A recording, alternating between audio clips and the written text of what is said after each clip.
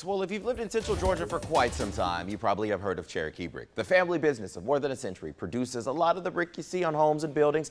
But how exactly is it done? Let me tell you, it's a lengthy and extensive process that I wanted to learn more about. So if you're looking for work, you're in luck. They're hiring, and here's why you should take this job.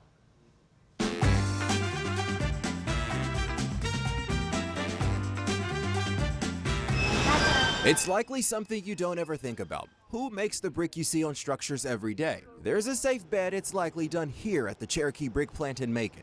We make the bricks, we mold the bricks, burn brick, and package the brick all here on site, and then get it shipped out. Kate Peavy leads operations here. She's a fifth-generation president of the 145-year-old family company. They produce about 180 million bricks a year. But she tells me it's no overnight process. Start to finish, it's a couple weeks. She says it all starts when crews begin digging clay out of the ground, done right at their plant. We pile clay. As we pile, we are also taking from another pile and bringing up here to be ground, and it goes through what's called the mixing or screening and grinding process. In other words, it's cut, molded, pressed, dried, heated, and cooled in one of the many buildings seen here. It is an intense and extensive process. Once every step is complete, they are then stacked, strapped, and shipped off. What's even more interesting, they don't just ship to local businesses. We're primarily in the Southeast. We'll ship anywhere. We have other facilities in Jackson, Mississippi, and some in Hawkinsville. As of now, Peavy tells me they have at least 450 employees at this location doing various jobs, but they're always looking for more. Our maintenance department, there's lots of opportunity in our fabrication stuff. There's opportunity for supervisors, people who can come in and lead people. And she adds applicants don't need a degree or even a high school diploma. Right now, she's just looking for people who simply have a great work ethic. We're going to make room for a quality person. We're going to make room for a person who's going to come to work. You know, it's always cool just seeing how people perform their jobs. I look at brick all the time and I never would have thought how they even make that. We'll post information on how you can apply online. Plus, we have all the job searching tips you might need right now on 13WMAZ.com. And here's a fun fact for you. Brick is one of the few materials that can be ripped off of a building and get reused, which is what the company says they do. Software jobs and cybersecurity and defense jobs are hot right now. Andrea Griner works with Central Georgia Technical. Part of their program helps students understand the importance of the program. Also, Matt Wiesjock with 402nd Software Engineering Group with the Robins Air Force Base is talking about the need on the base. So let's begin with you, Andrea. I mean, really just explain the tech sector of the industry. There's really a push for more of these cybersecurity AI jobs that we've been talking about. Absolutely. So Central Georgia Technical College prepares students for tech-related jobs in a variety of fields. Two that I would say are really hot topics right now and programs areas, cybersecurity. We know that there are over 600,000 cybersecurity-related jobs available in the U.S. right now, and our cybersecurity program has recently received an accreditation that sets us apart from other colleges and universities. We are preparing students for entry-level jobs in the cybersecurity field. We're even providing an opportunity for students to come in while they're still in high school and move forward within our college and even articulate into university. So that cybersecurity field is hot.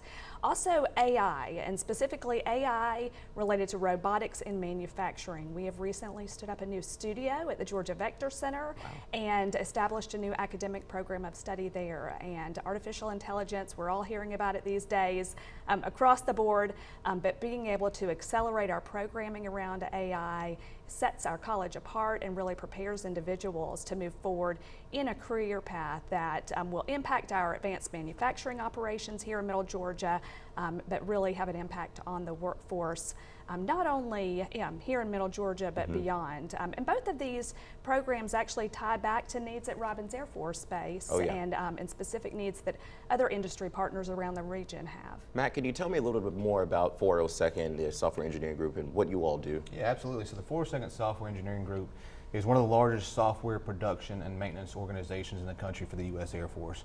Right now we have about 1,500 employees, primarily consisting of computer scientists, engineers, and IT professionals, and over 150 active workloads. So we're doing all the software production and maintenance on military aircraft like the F-15, F-35, Reaper drone, Global Hawk. In addition to that, a lot of AI, app development, telecommunications, radar, weapon systems. So, a ton of software If it involves software, we have our hands on it. And in terms of the pay levels for these jobs and the kind of training that people need to get these jobs, can you talk more about that too? Yeah, so specifically, most of our jobs, primarily being the computer scientists and engineers, do require a bachelor's degree. In the past 2 months, we've hired 75 individuals for full-time positions. Over the last 5 years, we've hired almost 600 people, and we're actively hiring. The pay and all of that are going to start right at if you're familiar with the GS scale, GS5 to GS7, target 12, meaning if I hire you right out of school with a bachelor's degree in computer science, you're going to start out making roughly $70,000.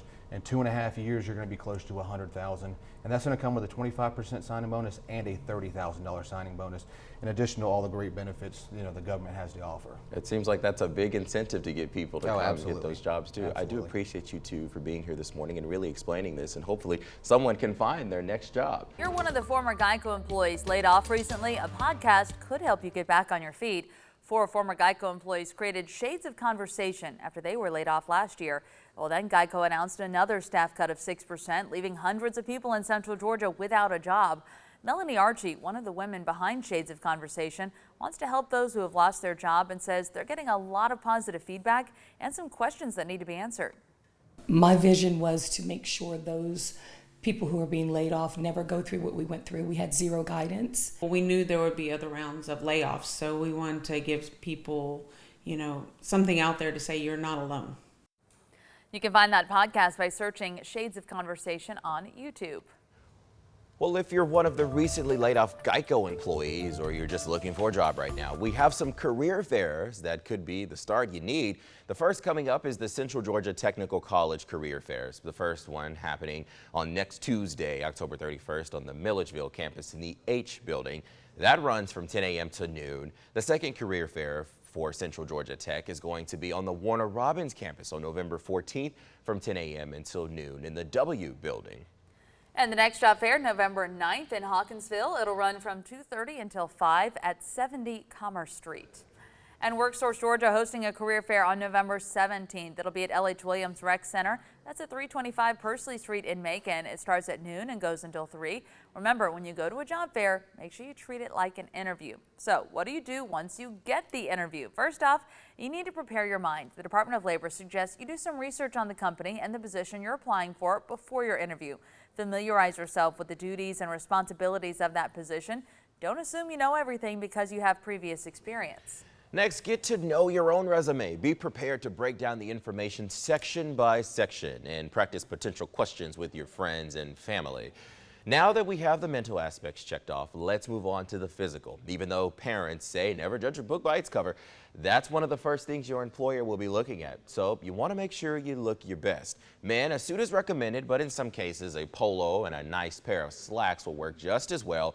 But try to avoid those bright colors and those flashy ties. Now, ladies, it's recommended that you wear outfits like dresses, skirts, suits, and cardigans. Experts say avoid tops and blouses with deep necklines and wear closed-toed shoes. Dresses and skirts should be knee-length, and neutral colors are recommended. For men and women both, jeans should be avoided, as well as faded clothing.